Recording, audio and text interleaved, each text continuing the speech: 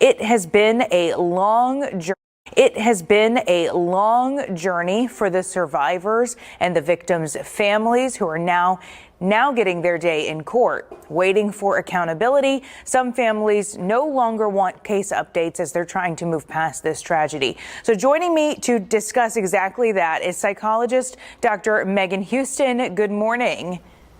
Good morning. How are you this morning? Doing well. So, really tragic event that affected us here in Houston and obviously the Santa Fe area. But we want to talk to you about the coping mechanisms that you would advise for victims and their family members after they try to move forward after something so heinous. In the aftermath of the 2018 Santa Fe shooting, the victims and their families really have endured unimaginable pain and suffering. And the impacts of such a tragic event extend far beyond the initial incident. Like you said, it's been 6 years. And this really creates a ripple effect of trauma that can last years or even a lifetime. One aspect that muddies the grieving process for those affected by violent crimes is what we call complicated grief. And complicated grief is a type of mourning that is prolonged, it's intense, and can interfere with your ability to resume your daily life. And it's a normal response to an abnormal situation. And those that grapple with complicated grief may experience persistent feelings of disbelief, anger, guilt, or even a sense of emptiness. And the trauma of their shooting can re-trigger these emotions, making it exceptionally difficult for them to find some closure and peace.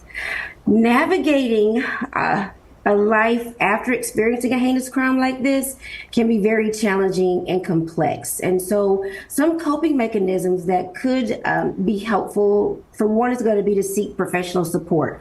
We always want to encourage people to seek help from mental health professionals such as psychologists or counselors who are experienced in trauma and grief counseling. These professionals can provide you with a safe space to process emotions, develop coping strategies, and really work through the impact of a crime. Joining support groups is another great way to cope. When we join a support group, it connects us with other people who've experienced similar traumas to us, and it can be incredibly validating and comforting.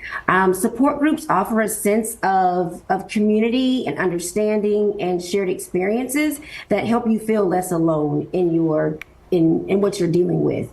We also want to encourage people to express emotions in healthy ways, whether that's through journaling or creative outlets like art or music, and open conversations with loved ones. Because when we bottle up emotions, it can intensify feelings of distress and really hinder the healing process. And we want to encourage you to focus on small steps. Moving forward after a heinous crime is a gradual and slow process.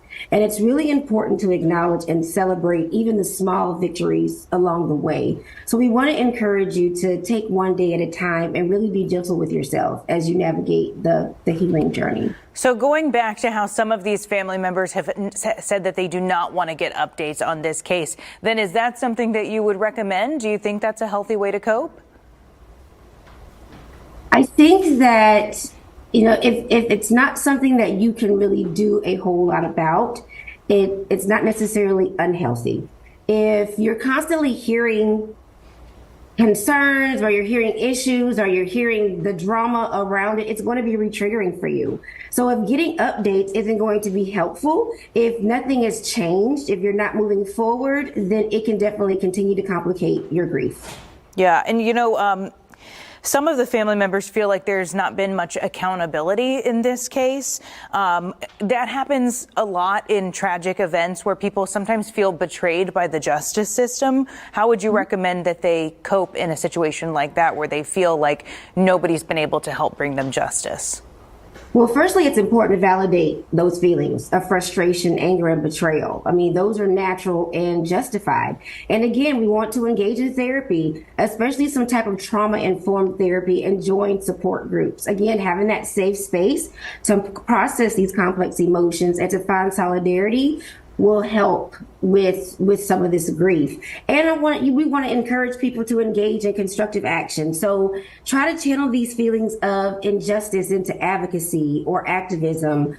Joining or forming advocacy groups can really be empowering and can help push for policy changings. And consulting with legal professionals can also provide a sense of control in a helpless type of situation and focus on what can be controlled.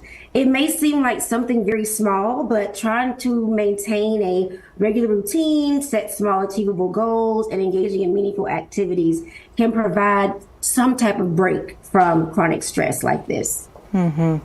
What would we expect that some of these families are going through who had to go to Austin, they had to get a law passed just to see their loved ones' autopsies? I mean, when you have to go through that many layers of the justice system, fighting over here to get this and then still having to go to the trial to see this, what would you expect life is like for them?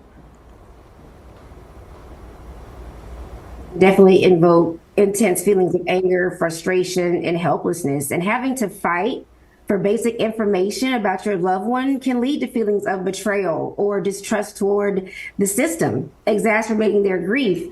I think that it significantly compounds their trauma. And again, leading to that complicated grief where your normal grieving process is disrupted because you've got these prolonged additional stressors where you're having to fight to gather information or feeling like you have to fight for justice for your loved one.